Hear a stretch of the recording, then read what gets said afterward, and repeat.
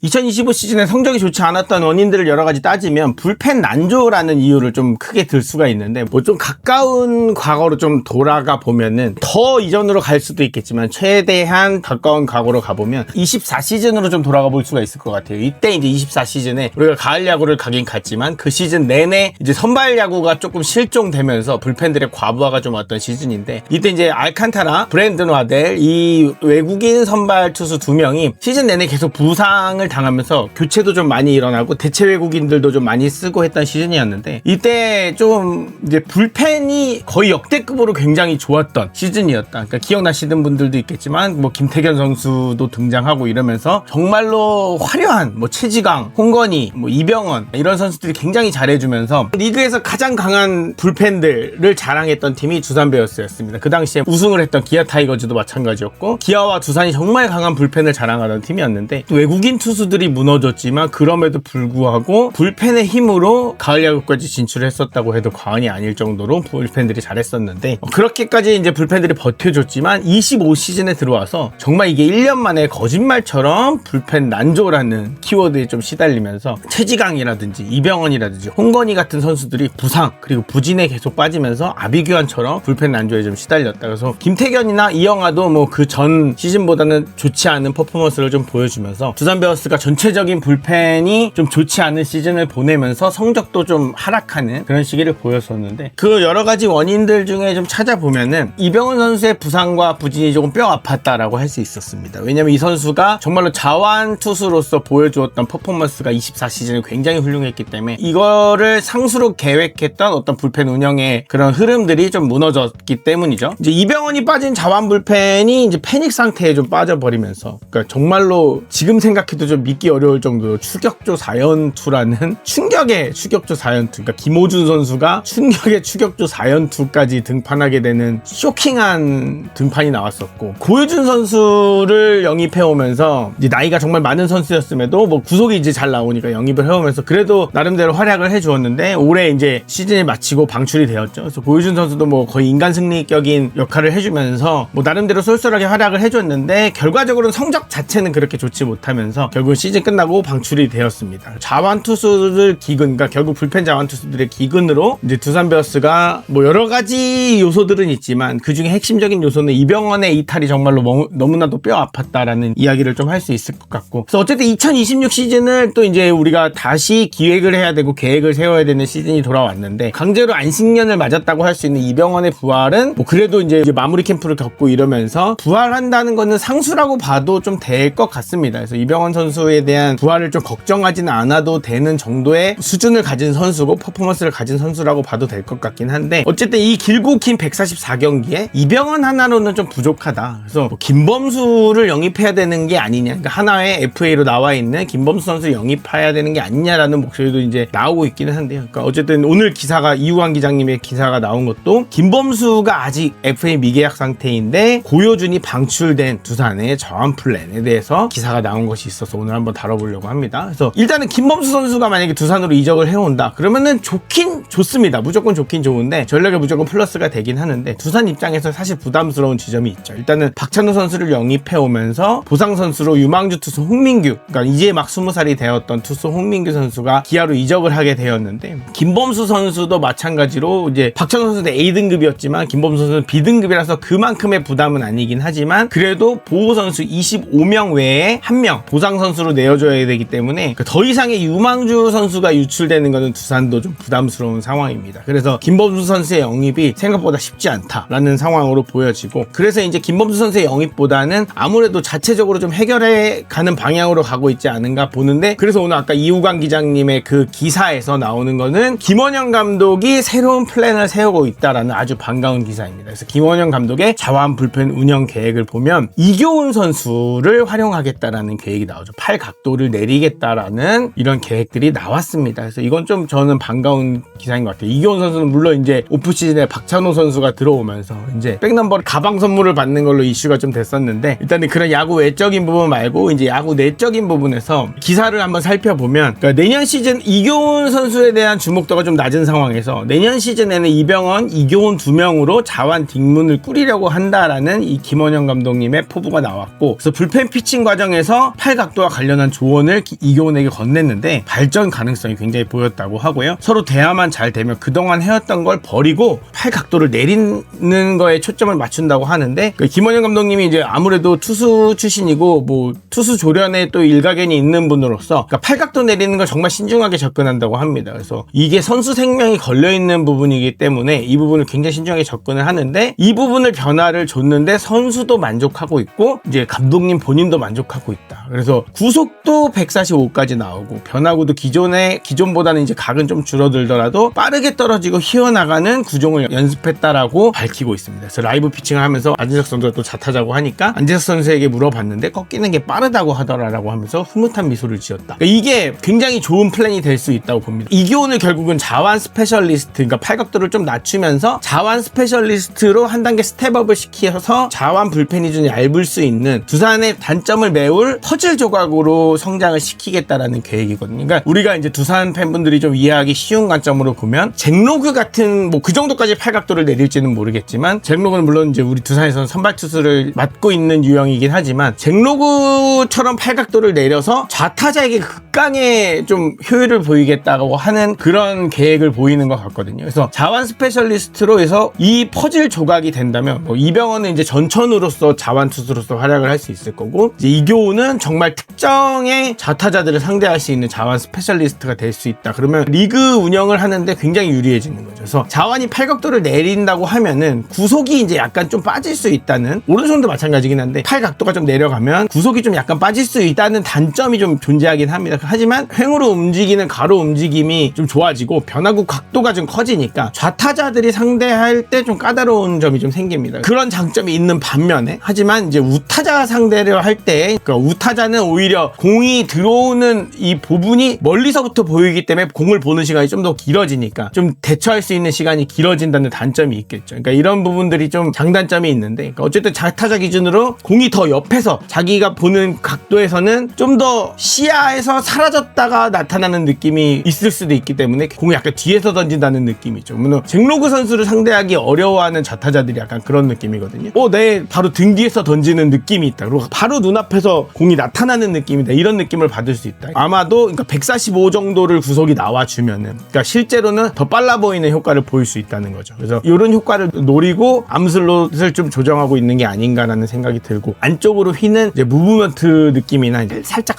떨어지는 느낌의 커팅이나 이제 싱킹 효과를 이제 살리면서 슬라이더나 이제 스위퍼성의 이제 슬라이더 같은, 이제 아무래도 이제 이교훈 선수가 이제 포심이나 슬라이더로 승부를 많이 하는 유형이다 보니까 슬라이더 각이 커지면 아무래도 좌타자 기준으로 이제 멀리 휘어 나갈 수 있겠죠. 넓게 휘고 길게 깎여서 들어오기 때문에 좌타자 기준으로는 휘어 나가면서 멀리 안쪽에서 바깥쪽으로 멀리 빠져나가는 공에 헛스윙을 유도할 수 있는 포인트가 많이 늘어나겠죠. 그러니까 내 몸쪽으로 들어온다고 생각했는데 바깥쪽으로 빠져나가면서 헛스윙이 될 수 있는 그런 이제 자완 스페셜리스트로서의 역할을 할 수 있겠다고 기대가 되어지는 거죠. 그래서 이교훈 선수가 여기서 정말로 이 스텝업을 해줄 수 있느냐라는 가능성에 대해서 정말 이 프로젝트가 성공을 한다면 정말로 불펜이 굉장히 강해질 수 있는 포인트가 될 수 있다. 그러면 이병헌이라는 걸출한 자완 투수가 존재를 하고 이교훈이 이 자완 스페셜리스트로서 자리를 잡아준다면 불펜의 두께가 엄청나게 두꺼워지는 거죠. 그러니까 타무라 이치로 선수가 또 들어왔다는 점이, 그러니까 이 선수가 또 산전수전을 나름대로 다 겪은 유형의 선수고, 김태견 선수도 뭐 이제 3년 차가 되니까 더 경험도 많아지고, 아마 오프시즌 통해서 이병헌 선수랑 같이 윤태호 선수랑 같이 또 훈련을 더 받으러 간다고도 하고 국가대표도 겪고 올 테니까, 물론 이제 피로도라는 게 걱정이 되긴 하지만 어쨌든 간에 더 성장을 해서 경험을 더 많이 쌓고 오겠죠. 그래서 이런 불펜진의 두터워지는 포인트들이 좀 생긴다. 그래서 아무래도 2025 시즌보다는 불펜진이 더 두꺼워지고 좋아지는 포인트가 되지 않을까. 그래서 아마 김원영 감독님의 이교훈 선수를 대안으로 잡고 가는 이 부분이 굉장히 좋아 보인다고 생각할 수 있을 것 같습니다. 이 기사가 굉장히 저는 반갑다고 느껴지는데 여러분의 생각은 또 어떠신지 또 궁금합니다. 2026 시즌을 또 차분하게 준비하고 있는 이 두산 베어스의 스텝을 밟아가는 부분들이, 저는 개인적으로 뭐 감독 코치 선임도 그렇고 박찬호 선수의 영입도 그렇고 여러 부분에서 부족한 부분도 있고 구설수도 있었지만 그래도 되게 체계적으로 움직이고 있다는 모습으로 좀 보이거든요. 여러분들은 또 어떻게 생각하시는지 그런 것들도 좀 궁금합니다. 그래서 그런 생각들을 저희 채널과 또 댓글에서 또 많이 나눠주시면 좋겠고, 구독과 좋아요를 또 함께 해주시면 계속해서 소통해 나가면서 재미있는 채널 만들어 나갔으면 좋겠습니다. 오늘도 여기까지 하겠습니다. 감사합니다.